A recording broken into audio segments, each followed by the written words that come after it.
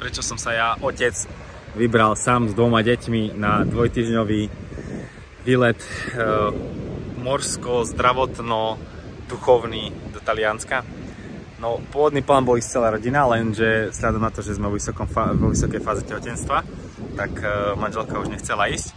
Tak sme po dlhšom rozlišovaní, premýšľaní uvažovali, že pôjdem nakoniec ja s nimi. Bola to najprv výzva pre mňa, ako muža musím povedať, že som si predstavil, že vlastne non-stop byť s deťmi a som to v podstate nikdy takto nezažil, taký dlhý čas.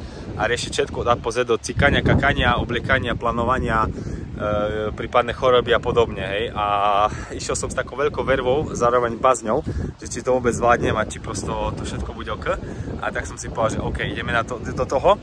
Dal som si voľno pracovné a som si povedal, že investujem ten čas do zážitkov, do skúseností, do otcovských možno preverení zručností, do našho osobného času s najstaršími, s Vincim a s Klárou.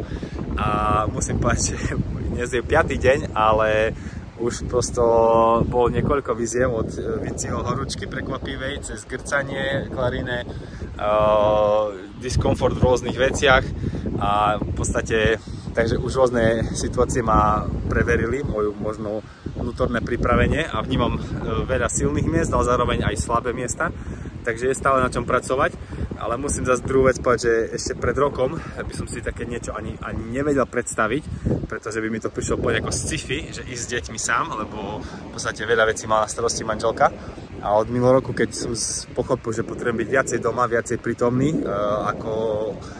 nielen ako manžel v manželstve, ale ako otec vo výchove a vlastne pri deťoch, tak prosto vidím to dnes ešte násobnejšie viac, že niektoré veci sme možno zameškali a jednoducho sú veci, ktoré treba popravovať, ale beriem toto ako naozaj takú skúšku, previerku toho celého spoločného času.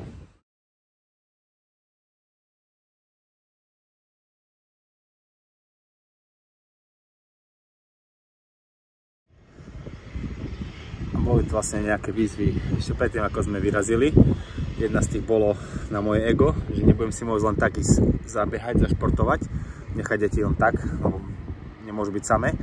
To som si musel spracovať, že aha, OK, som ochotný sa toho zrieknúť, ale zobral som si svoje cvičiace načinie, expandre, s ktorými vlastne môžeme na izbe, hoci kde vlastne si zacvičiť, aby som bol ja taký spokojný, keďže ten pohyb ja potrebujem denne pre takú vnútornú spokojnosť, aj hormonálnu, chemickú reakciu, ktorú vlastne telo vygeneruje.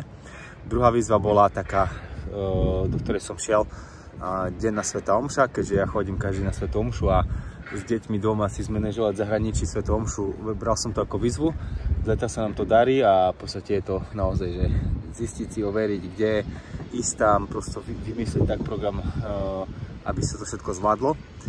A ďalšia z vecí vlastne tu vnímam ako keby taká výzva na moju pozornosť, na tú ducha prítomnosť, a nie na 100%, ale na 110%, keďže fakt byť sám s deťmi, vidím, že to je 24 hodín, že proste to ma potrebuje naplno a jednoducho tu všetky tie teórie o prítomnosti, o byť v prítomnosti, o spomalení, vidím, že pri tých deťoch to je naozaj akože v praxi overiteľnosť, takže sa učím aj tieto veci.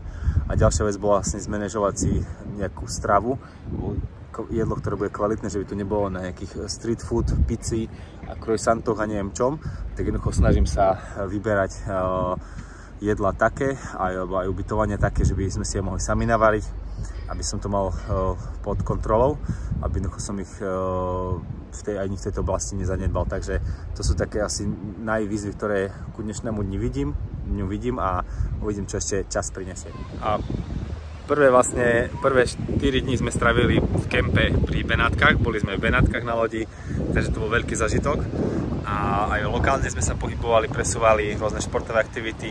Je to naozaj výzva miestami celý deň rozplánovať deťom a teraz sme sa posunuli vlastne bližšie ku Ancone, tam vzadu je Ancona, na východné pobrežie, kde strávime niekoľko dní.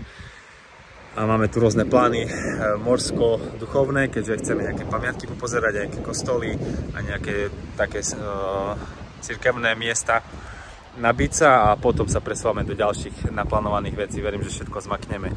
Takže držte nám palce, lebo myslím si, že každý otec by mal toto tu vedieť zažiť, alebo mohol zažiť a vyskúšať si naozaj ten čas non-stop s deťmi. a overiť si svoje mužsko-otcovské schopnosti a zručnosti a možno o to viac vnímam, že aké sú ženy poviem silné a odolné, rezilentné, aj keď naopak poznám veľa žien, ktoré už sú vyhorené, už sú sfrustrované, že už proste nerozvíjajú sa možno oni ani deti, ale to je asi podľa mňa dlhodobé preťaženie, neprítomnosť možno manžela, otca vo veciach. Takže ja do toho sa nechcem dostať u nás doma a verím, že toto bude ovocie nielen pre mňa, pre deti, aj pre manželku, prosto na všetky smery. Takže s týmto odhodlaním pokračujem ďalej, obnovujem si mysel, aby som to zmákol. Takže pozdravujeme, máme krásne slnečno, teraz sa hráme na piesku, tu prosto po ihriskách beháme, objavujeme dneska prímorské krásy.